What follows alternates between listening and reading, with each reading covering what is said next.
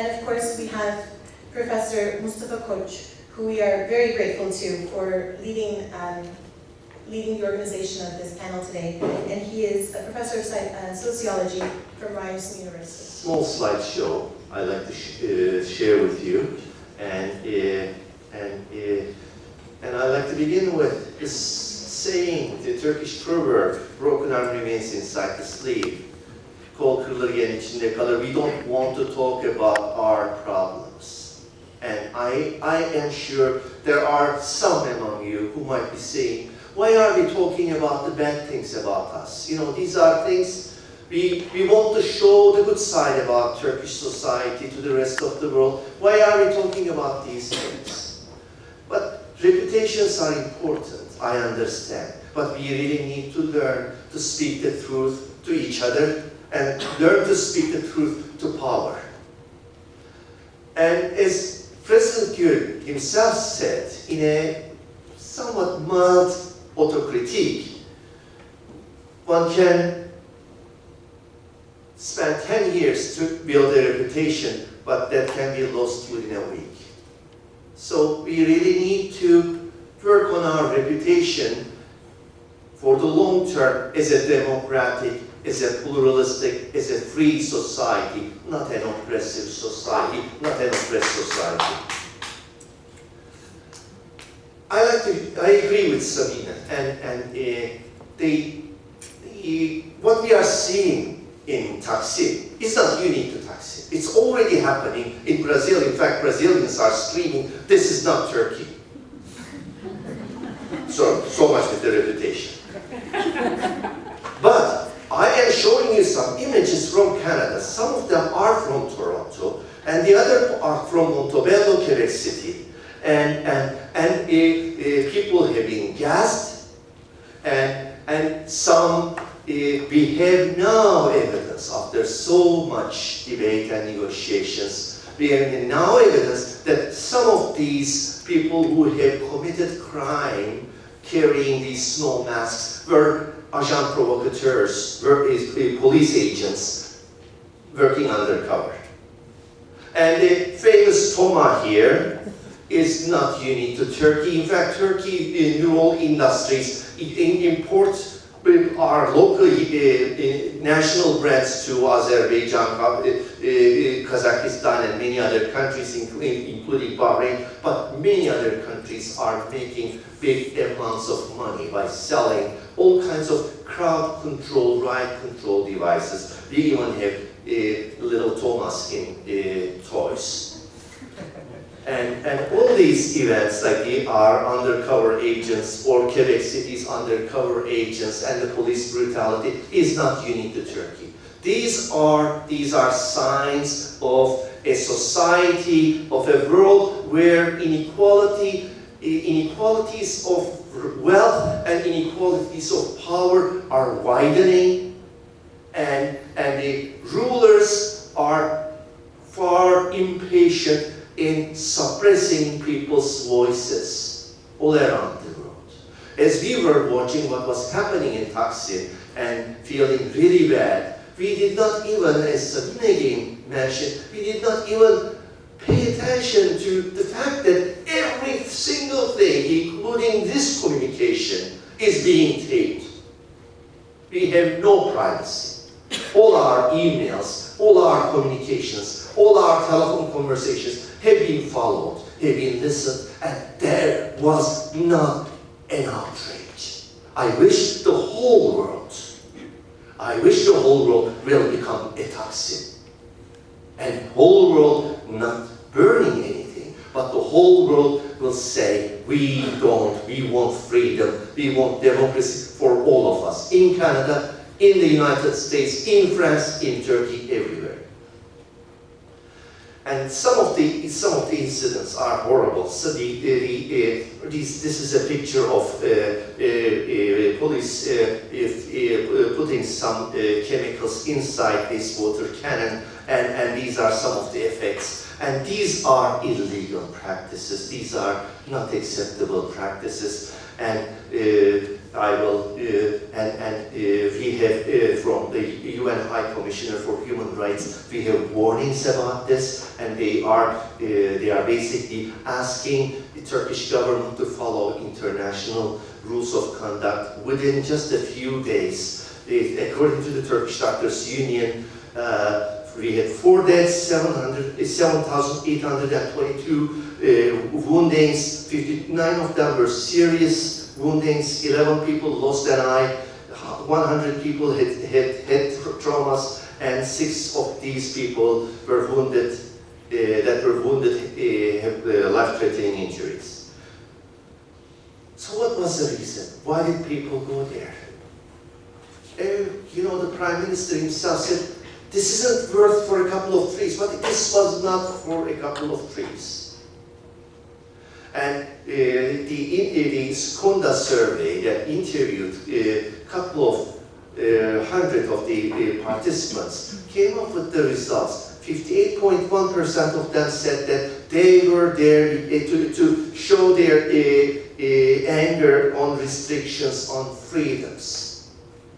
And the 37.2% said that they were there to show their anger against the party politics, and 30.3%. These are they have multiple options. This is not all edit. So you know you can identify more than one options. But 30% of them, 30.3%, in reaction to explanations and attitudes of Erdogan, and only 20.4% of the participants identified trees as the problem. So, what were the issues about freedoms? To be honest and to be fair, AK Party came to power promising a lot of freedoms. Promising prosperity, promising liberalization of Turkish politics, promising an end to military tutelage, promising a lot of freedom to Kurdish minority, with a lot of promises. And if you will spend time to read the AK Party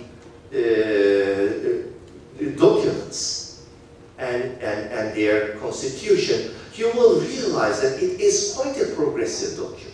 So a lot of people, including that 50% that I wasn't part of, are not jobheads, are not potheads. They have seen something, promise, a serious promise, and they have been with AK Party for that reason. And if we will agree on this, then we can try to understand the other side that could not be delivered. Indeed, in fact, AK Party delivered a lot, but now they can no longer deliver. But in the first 8 years of their government, they were playing the victim. Now this is their mastership, and they are having a hard time in delivering further. And it is because of that he is particularly angry. And he is reverting back to that old voice of the villain, victim, not the villain. He's playing the victim again. And he is using fear against his enemies, against his opponents, but he's using fear among his followers. And if you are not with me, we will all be losing together. So you have to shut up. Don't grieve. Don't bring me your problems anymore. And this is a scream. So what are some of these grievances? I'll be very brief. It will take 2 days to talk about all these. We have urban renewal projects at the expense of poor lower middle class people in the cities as well, and these have several environmental concerns. We have issues about what we call as HES, privatization of water, and environmental issues around hydroelectric generators. We have issues, and around each of these issues we had lots of water cannons, we had lots of tear gases, we had lots of people lost their lives. And people were not silent. Taksim was not the first resistance. This resistance has been going on for a long time. But for the first time, a lot of people from very different concerns, with very different problems and issues got together. for the first time. That was the most significant thing about Ryerson. High level of unemployment, precarious employment, and this is the most official, well-tuned youth unemployment statistic by Turkish Statistical Agency in May 2013, 20.4%. These figures, for example, raised this up to 30% with hidden unemployment. And a lot of kids cannot find jobs. Young people cannot find jobs. Increasing socioeconomic class inequalities and increased economic insecurity. Turkey has the worst quality of life among OECD countries. This was just released a month ago. We are at the bottom of all the OECD countries. Highest number of industrial accidents, nearly 13,000 in the last 12 years. Last 10 years, number of millionaires has increased from 10,000 to over 50,000. Women's unemployment has doubled, mainly replaced by 3.5 million child laborers. Consumer debt in 2003 was 2.4 million, and now it's 13.3 million. Accusation of high level of corruption, projects going to family, friends, party supporters. I was following what was happening with food banks. And quietly, I thought we never had food banks in Turkey. And in 2004, we had a very quiet law passed. And now, if you will donate funds to a food bank, you will get 100% tax deduction. And I wanted to find out how many people, how much money, how much food has been donated to food banks, and where these foods and money end up going. No data. We are talking about democracy. Democracy requires transparency. Sale of public utilities, lands, this is privatization a lot. Like Tekel is gone, Ereğli Demir Çelik is gone, the steel mills are gone, sugar factories are gone, many of these, and they were gone very cheaply to some of the fellows and some of the supporters. Contradictory developments, there were great achievements in terms of healthcare, but initially it was made free and then started introducing user fees.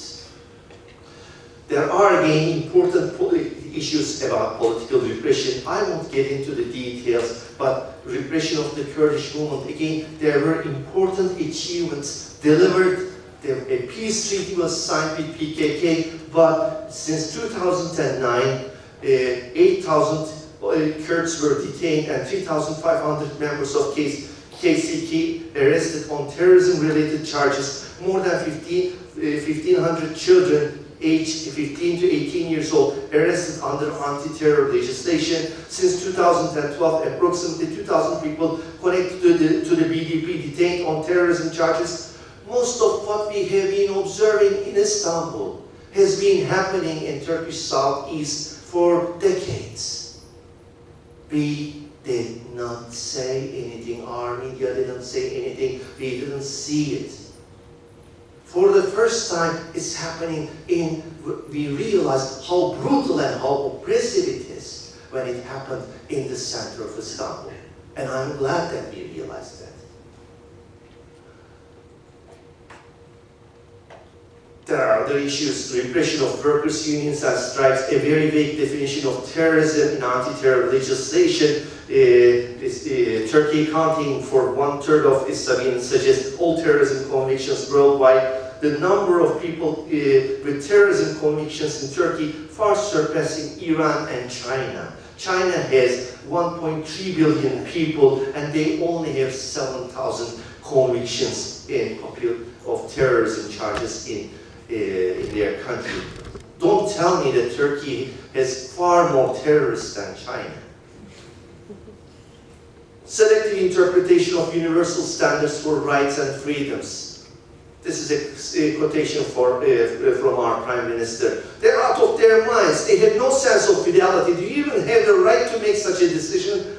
He asked during a speech in Istanbul in reference to a European Parliament resolution last week that condemned the police crackdown on demonstrations. He said, Erdogan said to the European Parliament, "You are anti-democratic. I don't recognize such an EU Parliament. For us, it would be nothing but a nameplate. You have to have some spine." This more sounds like Rob Ford than our Prime Minister. There are serious concerns from UN. I will not get into the detail, and I just like this is from Financial Times, and I'm just wondering if he really got the message. Again, our Prime Minister's was speaking on a day when a police took dozens of protesters into custody. Many from their homes, Mr. Erdogan added, "We will strengthen our police forces in every way. Our police will not allow any lawlessness. It was the police's natural right to use tear gas against protesters." You know, this is after you need to calm people down. This is our citizens. This is our country. There are issues of repression, of freedom of expressions. Reporters with Borders ranked Turkey 154th out of the 179 countries. It's the worst country with the World Press Freedom Index, with a total of 72 media personnel currently detained, of whom at least 42 journalists and 4 media assistants. Turkey is considered the world's biggest prison for journalists. This is not a good reputation, I'm telling you. And Committee to Protect Journalists says Turkey is the worst jailer. And the process is continuing. These are from internet sites naming and identifying and targeting artists who visited the Gezi Park, so that these people who are in this list will not get a job, will not get a contract, their contracts will not be renewed. And the Losers Club that was, I got this list from one of the mainstream newspapers, front page, and some of these people are, this is an AK Party member, and some of them are well-known Muslim Democrats. So it is not just the terrorists, but anybody disagreed with the AK Party government, anybody disagreed with the Prime Minister, they are losers. Some of them were authors of this newspaper. And we are proud of the media, but now they are using this information, and this is Mayor of Ankara, Melih Gökçek. Somebody in a humor magazine posted a story about police finding the plans for an atomic bomb, making an atomic bomb in one of the terrorist tents, and he posted it as a tweet item, and then when he realized that it was terribly embarrassing, he erased it. So this is really a joke. And this is this woman that you have a few minutes ago you have watched in that documentary. She's a professor in a university in Istanbul. She had been interviewed by Reuters with several presses, and in fact this editorial indicates that this was all fake. It was made in a studio. We need honesty. We need democracy requires honesty. Honesty not only towards your opponents, but honesty to your followers. Honesty to your all citizens. And media is experiencing a lot of censorship. And the ownership of media is firms often held by large conglomerates allow the government to exert more control on them. Outspoken columnists such as Hasan Cemal, Amber Zaman, and Ryerson lost their jobs for being too vocal in their criticism of the government policies. The result of dismissing prominent journalists is self-censorship, those in the industry say. This is a quotation from the Chicago Tribune. And CCNI reporter said the Turkish media has been silenced, and it is up to the rest of the world to help spread the word of these civilian attacks. All this this while the official CNN Turkey TV station showed a documentary about penguins ignoring the civil unrest. As one of the worst public demonstrations was taking place and out in the city, the many TV stations were showing the penguins, and this is one of the and power of humor is amazing, and the people at Taksim Square used humor fabulously.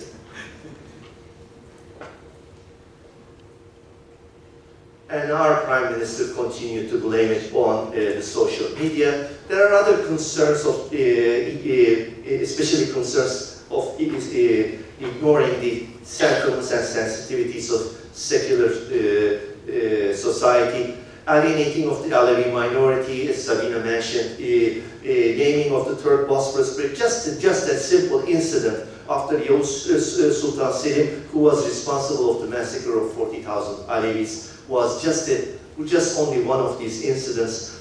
There are general secular fears and concerns, such as primes preaching women to have at least 3 children, new regulations on abortion and even C-section, new bill regulations regulating or restricting alcohol consumption, restating his opposition to daycare centers, moral regulations such as signs in Ankara transit warning people to act morally. These are small things, but they are really, really raising concerns in the minds of people. So in Taksim Square, all of these grievances were there. It was not just a few trees. A lot of them were there. Kurds, Alevis, Sunnis, Christians, Jews, gays and lesbians, people from different walks of life. This was Istanbul as we know. Okay? So this is a quotation from an article in Toronto Star that was published 2 days ago, and 2 professors, one from McGill University and one from University of Scarborough, say, while Erdogan dismisses the protesters as foreign-inspired marginal groups, nothing could be further from the truth. The occupiers included people from almost every walk of life, environmentalists and professors, anti-capitalist Muslims and secular professionals, Kurdish activists and Turkish nationalists, trade unionists and television stars, LGBT groups, and the CEOs of corporations. This was, I am speculating, this was scary for a man who delivered a very, very powerful coalition and who had won 3 election victories with that coalition. Now a new coalition is emerging, far more powerful and equally liberating and very, very effective.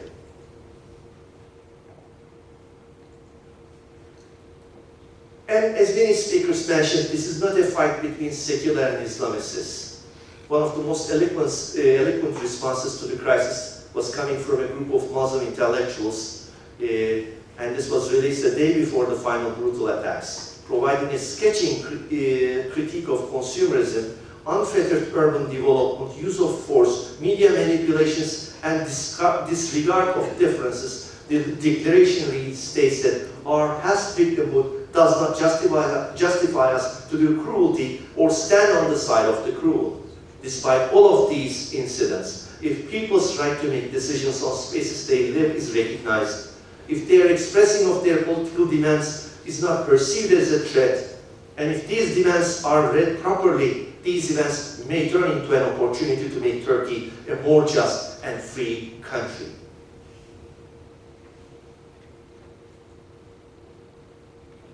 I like to end with some warnings. And this is a warning not only to our government, but to our coalition leaders, to the opposition leaders, to all people who have some saying in Turkey, and to all of us, regardless of which side of this debate you stand for.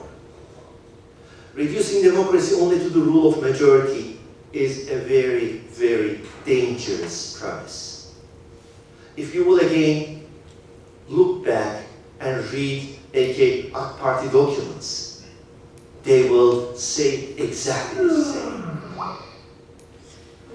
Ignoring the fears, grievances, and aspirations of the other and increasing polarization, divisions in terms of existing xenophobia would be very, very dangerous. We have seen what happened in Syria, we have seen what happened in Iraq, we have seen what happened in Yugoslavia. We don't want to go there. This is a country with very, very extreme fault lines. We are prone to earthquakes, but our social, ethnic fault lines are worse than those earthquakes. An earthquake can kill 40,000. Civil wars can kill hundreds of thousands and millions. And we really, all of us, have to work carefully, have to speak carefully. And the government's escalating rhetoric, including its characterization of protesters as terrorists, raises the specter of sweeping reprisals against demonstrators and critiques of the violence. Turkish democracy is in mortal danger, as Soske and Halpern says. So, this is really scary.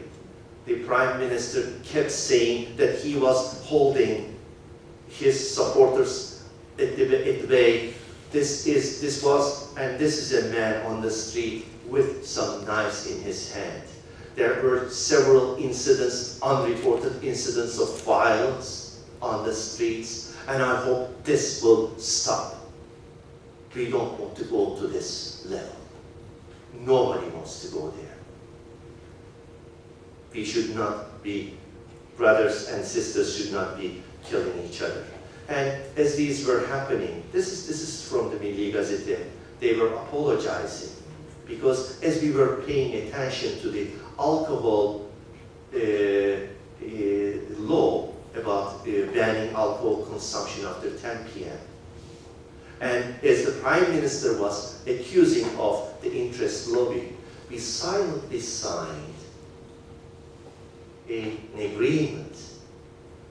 According to Milli Gazete, it's known as a religious right-wing group affiliated with a religious party.